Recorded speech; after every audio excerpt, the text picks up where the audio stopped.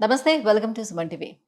ప్రస్తుత కాలంలో ఎక్కువగా కూర్చొని చేసే జాబ్‌లే ఎక్కువగా ఉండటం వల్ల, ఆ కూర్చునే పోర్షన్స్ గూడా సరిగ్గా లేకపోవటం వల్ల, ఆ పోస్చర్స్ మార్చుకోవాల్సిన అవసరం ఉన్నప్పటికీ కూడా కొన్ని కారణాలతో కొంతమంది చేంజ్ చేసుకోలేరు. అండ్ డ్రైవింగ్ పొజిషన్స్ కూడా సరిగ్గా ఉండకపోవడం. ఇలాంటి రకరకాల కారణాలతో మనం షోల్డర్ పెయిన్ అనేది చూస్తున్నాం.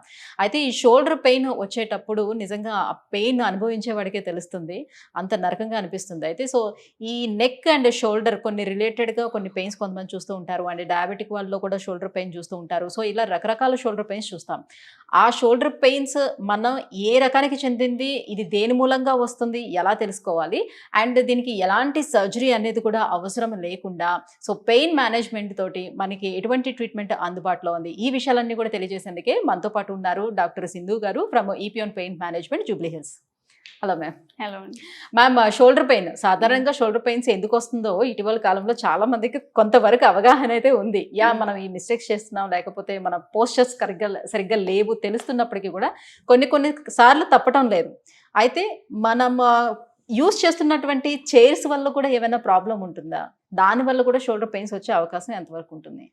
సో మీరు చెప్పినట్టు పోస్చర్ చాలా ఇంపార్టెంట్ రోల్ ప్లే చేస్తదండి. మన బాడీలో ఏ పార్ట్‌కైనా తీసుకోండి. Neck pain, shoulder pain and back pain. So posture అనేది చాలా ఇంపార్టెంట్ ఉంటది. సో పోస్చర్ వల్ల గూడా మనకు మజిల్ స్ట్రెయిన్ అవ్వడం అండ్ నెక్ స్ట్రెయిన్ అవ్వడం ఇవన్నీ కామన్ ఉంటది. సో పోస్చర్‌తో పాటు ఇంకా కొన్ని రీజన్స్ గూడా ఉన్నాయి. భుజం నొప్పి కోసం. సో ఇది ఎక్కువ భుజం నొప్పి మనము వయసైన వాళ్ళలో గూడా చూస్తున్నాము. యంగ్ పీపుల్‌లో గూడా అవును. చూస్తున్నాము కదా! సో వయసైన వాళ్ళు ఎటువంటి ఎవరికొస్తది అంటే ఇది షుగర్‌లో కామన్ అండి. షుగర్ ఎవరికైతే ఉంటదో వాళ్ళు ఫ్రోజన్ షోల్డర్ అని అంటాం. సో అది చాలా కామన్. ఎందుకవుతది ఫ్రోజన్ షోల్డర్? సో భుజంలో మనకు కండరాలుంటాయి. సో ఆ కండరాలు మనకి మామూలుగా చెయ్యి లేపడం గానీ, వెనక్కి పెట్టడం గానీ, సైడ్‌కి దీనికి హెల్ప్ చేస్తది. సో షుగర్ పేషెంట్స్‌లో ఏమవుతది ఈ కండరాలనేది పల్చపడిపోతాయండి. ఓకే. సో పల్చ పడిపోయి వాళ్ళు ఏదో కొంచెం ఏమైనా యాక్టివిటీ చేసినా గూడా అది దెబ్బతింటది. అది హీల్ అవ్వదు. అండ్ షుగర్ పేషెంట్స్‌లో మనకి హీలింగ్ అనేది చాలా డిలే అవుతది. సో దానివల్ల అది హీల్ అవ్వక ఇంకా దాని షోల్డర్ ఫ్రీజ్ అయిపోతది. దాన్ని ఫ్రోజన్ షోల్డర్ అంటాం. సో ఇది మనకు డయాబెటిక్స్‌లో చూస్తాం.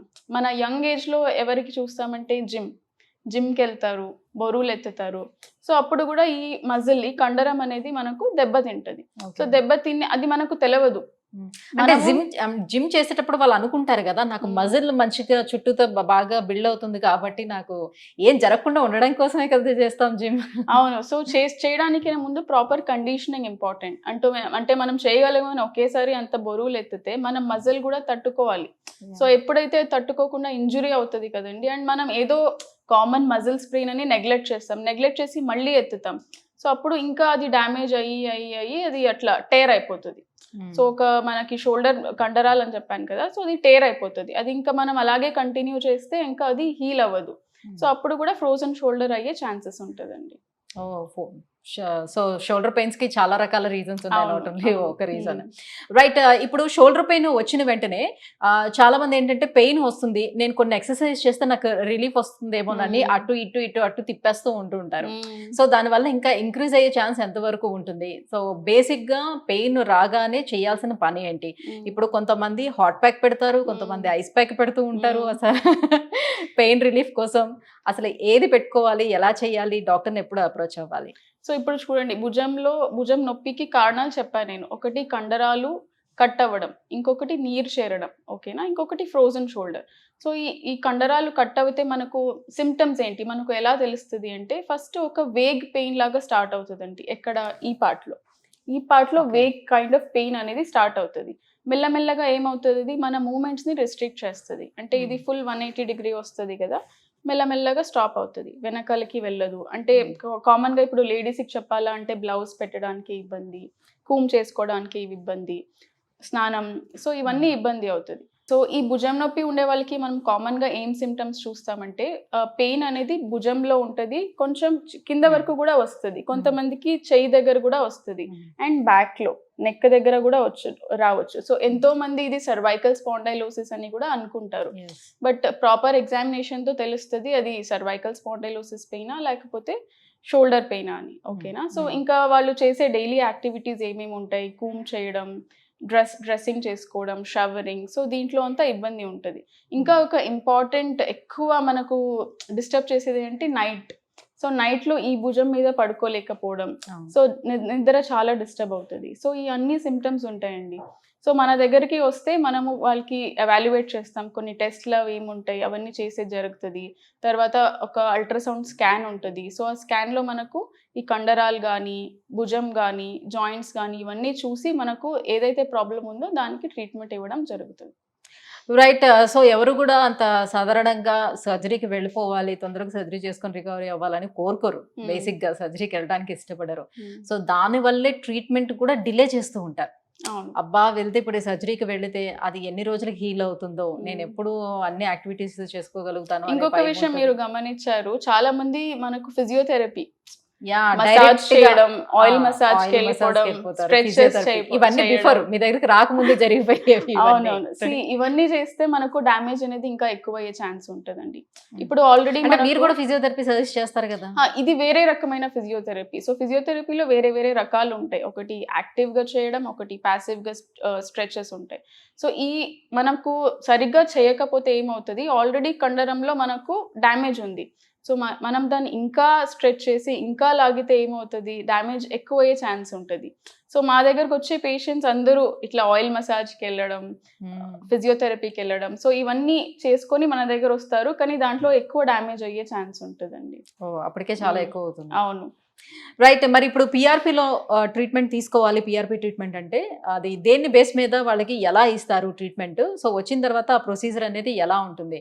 సో పిఆర్పి అనేది ఎంత, దాంట్లో సక్సెస్ రేట్ ఎంత వరకు ఉంది? సో వాళ్ళు వచ్చిన తర్వాత మనం వాళ్ళకి చూస్తామండి. ఇప్పుడు మామూలుగా గుడ్డిగా ఇవ్వకుండా ఏ పిఆర్పి అయినా ఫస్ట్ వాళ్ళకి ఒక స్కాన్ లో మనం మొత్తం అసెస్ చేయడం జరుగుతుంది. అంటే ఎన్ని కండరాల్లో ఎంత వాపు ఉంది, ఎంత బ్రేక్ అయింది, ఎంత క్రాక్ అయింది, ఇవన్నీ మన దగ్గర ఒక రియల్ టైం అల్ట్రాసౌండ్ స్కాన్ ఉందండి. అంటే డైనమిక్ గా వాళ్ళు మోషన్ చేస్తున్నప్పుడు కండరాలు అనేది బయటకి వస్తాయి. సో ఆ కండరాలన్నీ చూసి దాంట్లో ఏ కండరంకి అయితే డ్యామేజ్ ఉందో ఆ కండరంకి పిఆర్పి ఇవ్వడం జరుగుతుంది. సో పిఆర్పి మనకు తెలుసు, పిఆర్పిలో మనకు గ్రోత్ ఫ్యాక్టర్స్, ఆ కణాలు ఉంటాయి. సో ఎక్కడైతే క్రాక్ అయింది కదా, ఎక్కడైతే వాపు ఉంటుంది వాళ్ళకు, సో పిఆర్పి అనేది అక్కడికే ఇస్తాం. మళ్ళీ అది మషిన్లో చూసుకొనే ఇస్తాం. సో దానివల్ల బ్రేక్ అయ్యిండే కండరం ఏముంది అది హీల్ అవుతుంది. సో దీని తర్వాత కొన్ని ఎక్సర్సైజ్ ఉంటాయండి. సో మన ఫిజియోథెరపీ టీం ఉంది. సో వాళ్ళు ఎక్సర్సైజ్ చెప్తారు. సో అది చేసుకోవాల్సి వస్తుంది. అంటే ఇది ఇప్పుడు మీరు ఫర్ సపోజ్ 3 సిట్టింగ్స్ అని అనుకుందాం. సో ఒక పేషెంట్ కి, సో ఒక సిట్టింగ్ అయిన వెంటనే మీరు స్టార్ట్ చేస్తారా ఫిజియోథెరపీ అనేది, లేకపోతే కంప్లీట్ గా 3 సిట్టింగ్స్ అయిపోయిన తర్వాత ఫిజియోథెరపీ అనేది స్టార్ట్ అవుతుందా? సో ఫస్ట్ సిట్టింగ్ లో మనము జాయింట్ క్లీన్ చేస్తామండి. సో డైరెక్ట్ పిఆర్పి చేయము. ఫస్ట్ సిట్టింగ్ లో జాయింట్ క్లీన్ చేస్తాం. చేశాక పెయిన్ అనేది తగ్గిపోతుంది. మోస్ట్ ఆఫ్ ద పేషెంట్స్ వాళ్ళకి అరే నేను ఇంత బాధతో ఇన్ని రోజులు సఫర్ అయ్యానా అని చాలా హ్యాపీగా ఫీల్ అవుతారు. మంచి రిజల్ట్ వస్తుంది. సో దాని తర్వాత లేదు దాని తర్వాత ఇంకొక 2 to 3 days తర్వాత ఎక్సర్సైజెస్ ఉంటాయి. అది ఎక్సర్సైజెస్ కూడా వేరీ అవుతుందండి. పిఆర్పికి ముందు ఏది చేయాలి, పిఆర్పి ఇచ్చిన తర్వాత ఏది చేయాలి. పిఆర్పికి ముందు స్ట్రెచెస్ అంతే ఉంటాయి, పిఆర్పి తర్వాత స్ట్రెంగ్త్నింగ్ ఎక్సర్సైజ్ ఉంటాయి. సో ఇలా ఎక్సర్సైజెస్ కూడా చేంజ్ అవుతా ఉంటుంది. ఇప్పుడు కొంతమంది ఒక దగ్గర ట్రీట్మెంట్ తీసుకున్నా కూడా సైమల్టేనియస్ గా ఇంకొక ట్రీట్మెంట్ కూడా వెళ్తూ ఉంటుంటారు. ఫర్ సపోజ్ ఇప్పుడు మీ దగ్గరికి ఈవెన్ ఒక సిట్టింగ్ ఇది చేయించుకున్న తర్వాత మళ్ళీ ఆయుర్వేద ట్రీట్మెంట్ అని చెప్పేసి మళ్ళీ ఇంకొకటి చేంజ్ చేయొచ్చు.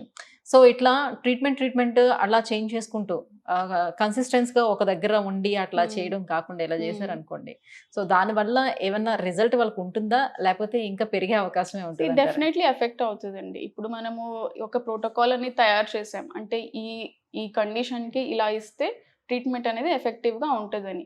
సో మనం బ్రేక్ చేస్తే మధ్యలో మనకు ట్రీట్మెంట్ రిజల్ట్ అనేది మనం అనుకోనంత రాకపోవచ్చు. లైక్ ప్రాపర్ 100% హీల్ అయ్యేది ఇంకా తక్కువ హీల్ అవ్వచ్చు. సో డెఫినెట్లీ మొత్తం సిట్టింగ్స్ ఫినిష్ చేస్తేనే రిజల్ట్ మనకు మంచిగా ఉంటుంది. రైట్. సిట్టింగ్ కి మధ్యన ఎన్ని డేస్ గ్యాప్ ఉండాలి? ఎందుకంటే బయట నుంచి వచ్చి చేయించుకునే వాళ్ళు కూడా చాలా మంది ఉన్నారు కదా. సో మీ దగ్గర వేరే దేశం నుంచి వచ్చి చేయించుకునే వాళ్ళు కూడా ఉన్నారు. సో వాళ్ళు ఒక అవగాహన ఉండాలి కదా, ఇన్ని డేస్ నేను స్పెండ్ చేయాలి టైం అని. అవును. సో యూజువలీ మనం ఫస్ట్ సిట్టింగ్ తర్వాత నెక్స్ట్ డేనే స్టార్ట్ చేయొచ్చండి. ఇప్పుడు ఈ రోజు ఒక ఫస్ట్ సిట్టింగ్ చేసాం అనుకోండి, రేపు స్టార్ట్ చేయొచ్చు పిఆర్పి. దీని తర్వాత వీ కెన్ డూ ఒక 1 week తర్వాత చేయొచ్చు, 10 days తర్వాత కూడా చేయొచ్చు. కానీ Okay. ఒక మినిమం అట్లీస్ట్ 1 వీక్ గ్యాప్ అన్నా పెడతామండి. ఓకే. ఓకే. మినిమం 1 వీక్ 1 ఉండాలి. వీక్ గ్యాప్ ఉండాలి. ఓకే. Sitting 1 week Hmm. ఉండాలి. ఒకవేళ Hmm. మోస్ట్‌లీ ఒక 3 సిట్టింగ్స్ తీసుకోవాలంటే ఒక 1 మంత్‌లోనే ఫినిష్ చేసుకోవచ్చు. 15 డేస్‌లో ఫినిష్ అయిపోతది. సో ఫస్ట్ సిట్టింగ్ ఈ రోజు తీసుకున్నారంటే నెక్స్ట్ డే పీఆర్‌పీ తీసుకోవచ్చు. మళ్ళీ ఇంకో 1 వీక్ అయినాక సెకండ్ పీఆర్‌పీ తీసుకోవచ్చు. ఫస్ట్ పీఆర్‌పీ, సెకండ్ పీఆర్‌పీకి మినిమం 1 వీక్ గ్యాప్ ఉండాలి. ఓకే. అంటే ఇప్పుడు ఈ ఊర్లో లేని వాళ్ళు, వేరే ఊరు నుంచి వచ్చేవాళ్ళు, వేరే దేశం నుంచి వచ్చేవాళ్ళు ఉన్నారనుకోండి. సో ఎలా ఫాలో అప్ చేస్తారు వాళ్ళని? సో ఎప్పటి వరకు ఆ ఫాలో అప్ అనేది ఉంటుంది వాళ్ళకి? సో మనము వీడియో కన్సల్టేషన్ అనేది ఉంటదండి. సో యూజువల్లీ ఈ పీఆర్‌పీ ద్వారా మొత్తం హీల్ అయిపోతది. సో ఫర్దర్‌గా మళ్ళీ హీల్ అవ్వకపోవడం అవన్నీ చాలా రేర్‌లీ జరుగుతది. ఒకవేళ జరిగినా కూడా మనము వీడియో కన్సల్టేషన్ చూసి ప్రాబ్లమ్ ఏంటుంది దాని ప్రకారం రెక్టిఫై చేస్తాం. రైట్. ఎలాంటి సైడ్ ఎఫెక్ట్స్ ఏమైనా ఉండే ఛాన్సెస్ ఉంటుందా? లేకపోతే పలానా డిసీజెస్ ఉండే వాళ్ళకి చేయకూడదు అని రిస్ట్రిక్షన్స్ ఏమైనా ఉన్నాయా ఇందులో?